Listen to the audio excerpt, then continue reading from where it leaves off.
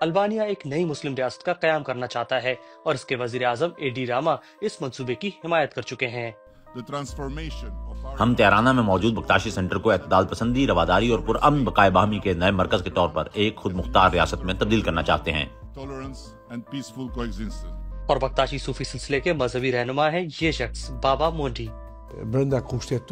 بختاشی نظام کا تصور آئین کا احترام کرتے ہوئے ویٹیکن یا منی ویٹیکن کے ماڈل پر کیا جائے گا۔ صرف 27 ایکڑ پر محیط یہ مسلم ریاست نہ صرف ویٹیکن سے چھوٹی ہوگی بلکہ یہ دنیا کا سب سے چھوٹا ملک بھی ہوگا جس کی اپنی انتظامیہ، پاسپورٹ اور سرحد ہوگی۔ لیکن بختاشی برادری کون ہے؟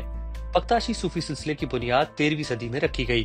اس کی خانقاہیں عثمانی دور حکومت میں بلقان اور خاص طور پر البانیہ میں پھلی پھولی۔ بختاشی فرقے پر اسلام سمیت مسیحیت کے اثرات نمایاں ہیں۔ بختاشی برادری تقریباً 1 لاکھ افراد کے ساتھ البانیہ کا چوتھا بڑا مذہبی گروپ ہے۔